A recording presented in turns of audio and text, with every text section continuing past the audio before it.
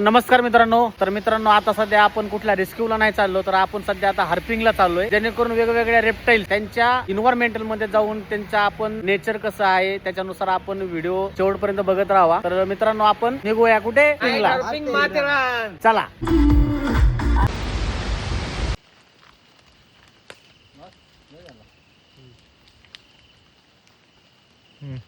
तर मित्रांनो, आपण लेट नाईट हॉर्पिंगला आलेलो आहे आणि आपल्याला पहिला स्पॉट झाडाच्या गॅप मध्ये एक विषारी जातीचा बेबी कोब्रा हा बघायला मिळालेला आहे.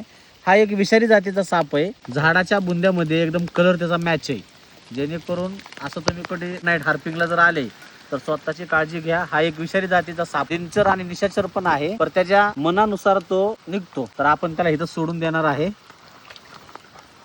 तो बघा तुम्ही कशा त्या ह्याच्यामध्ये जाऊन लपून बसलाय, स्वतःला कव्हर करून बसलेला आहे, जेणेकरून जर कोणी असा हात लावला किंवा असा ग्रीप धरून पकडायचा प्रयत्न केला तर स्वतःचं रक्षण म्हणून बाईट बी करू शकतो. विषारी आहे, अशा सापांपासून तुम्ही सावध राहावा. तर मित्रांनो, आपल्याला सेकंड सायटिंग झालेली आहे की हा एक बघू शकता झाडावर राहणारा विषारी जातीचा साप आहे. मराठीमध्ये ह्याला चापडा, इंग्लिश मध्ये बांबूपीट वायपर. आणि ह्या सापाचा खरखर या सापाचा जो कलर आहे तो हिरव्यामध्ये एकदम सिमिलरली एकदम मॅच होणारा कलर आहे. त्याच्या पोटाचा जो पोर्शन तुम्ही बघू शकता की येल्लो असतो आणि वरचा जो भाग आहे तो डार्क ग्रीन. आणि ह्याचं हेड तुम्ही बघू शकता. थोडक्यात हेड जी आहे ते त्रिकोणी टाईपचं हेड आहे, ट्रायंगल शेप मध्ये. आणि त्याचे जे आयबॉल आहेत, उभे आयबॉल आहेत. विषारी जातीचा साप आहे.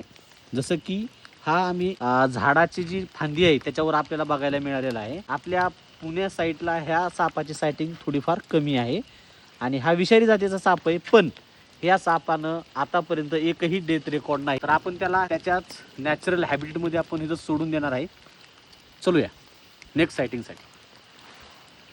तर ही मित्रांनो तिसरी सायटिंग आपल्याला झालेली आहे. आता सध्या पावसाळ्याचे दिवस आहेत आणि पावसाळ्याच्या दिवसामध्ये नैसर्गिक वातावरण ते हिरवगार असतं, त्याच्यामध्ये हे साप ओळखता येत नाही. तर मित्रांनो, हा साप समजला असेल तुम्हाला की भरपूर लोकांना आपले व्हिडिओ बघतात, त्याच्यामध्ये तुम्हाला समजला असेल. जर नसेल समजला तर आपण सांगतो, हा मध्यम विषारी जातीचा साप आहे. मराठीमध्ये हरणटोळ, इंग्लिश मध्ये ग्रीन वाईन स्नेक, झाडावर राहणारा साप आहे. पूर्णपणे हिरव्या पाल्यामध्ये हा साप ओळखत आहे. ह्याच्यापासून तुम्हाला कुठल्या प्रकारचा धोका नाही. हा मध्यम विषारी जातीचा साप असला तरी देखील सुद्धा माणसाला एक जर बाईट झाली तर त्याला कुठल्याही प्रकारचा जीवित धोका होत नाही. सापापासून तुम्ही जागृत व्हा. तर मित्रांनो, बघू शकता हा आहे एक मायरा पॉइंट, जेणेकरून माथेरान हिल स्टेशनवर एकदम फेमस असणारा पॉइंट आहे. आणि मित्रांनो, हा पूर्णपणे फॉरेस्ट एरियामध्ये. तर मित्रांनो, आपल्याला ही 4थ्या नंबरची सायटिंग झालेली आहे आणि ती खूप बिग साईज आहे, जेणेकरून इंग्लिशमध्ये जसं की मी म्हटलं की ह्याला वाईन स्नेक या नावाने ओळखला जातो. ह्याचं आहे तो मध्यम विषारी जातीचा साप आहे. ह्याच्यापासून तुम्हाला कुठल्या प्रकारचा धोका अजिबात नाही. तर मित्रांनो, घाबरायची गरज नाही. आपण त्याला त्याच्याच नॅचरल हॅबिटेटमध्ये इथेच सोडून देणार आहे. तर आपण नेक्स्ट सायटिंगला आपण बघूया. आता सध्या मॉर्निंगचा टाइम झालेला आहे, जेणेकरून आपण भरपूर वेगवेगळे स्पेसिस बघायला मिळालेले आहेत आणि आपण त्याला कुठल्याही प्रकारचा त्रास न देता त्याच्या इन्व्हायरमेंटल मध्ये आपण इथं सोडून दिलेला आहे. तर चला नेक्स्ट सायटिंगच्या शोधामध्ये.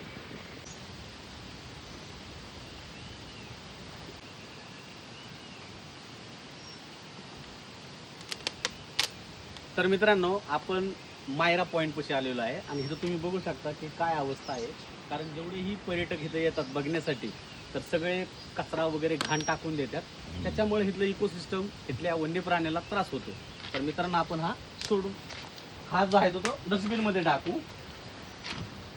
तर मित्रांनो, कारण मी विचारही केला नव्हता, आता सध्या मॉर्निंग झालेली आहे आणि मी जस्ट पाणी पित होतो आणि ही जी बॉटल आहे ती आपण डस्टबिन मध्ये टाकायला गेलो, त्या टायमाला आपल्याला हा एकदम बिनविषारी जातीचा साप हा बघायला मिळालेला आहे.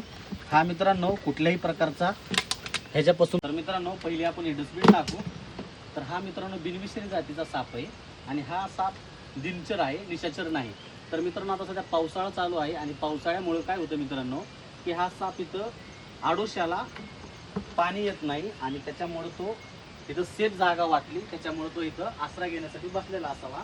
तर मित्रांनो, कदाचित आता मॉर्निंग आहे आणि कोण ना कोण तर इथं शॉप आहेत आणि शॉप ओपन करण्यासाठी येतील.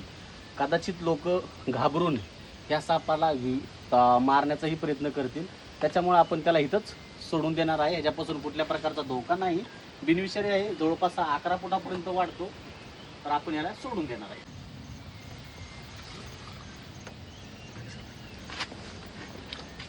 तर मित्रांनो, तुम्ही नक्की माथेरानला एन्जॉय करण्यासाठी या, कारण इथलं नॅचरल हॅबिटेट खूप छान आहे आणि इथलं इकोसिस्टम बॅलन्स ठेवण्यासाठी तुम्ही मित्रांनो जे कचरा करताय असा तुम्ही रस्त्यावर किंवा जिथं झाड आहेत जेणेकरून एखाद्या प्राण्याला कुठल्या प्रकारचा त्रास नाही होणार, अशा पद्धतीने तुम्ही मित्रांनो कृपया करून कचरा टाकू नका. कचरा तुम्ही डस्टबिन मध्ये टाका. धन्यवाद.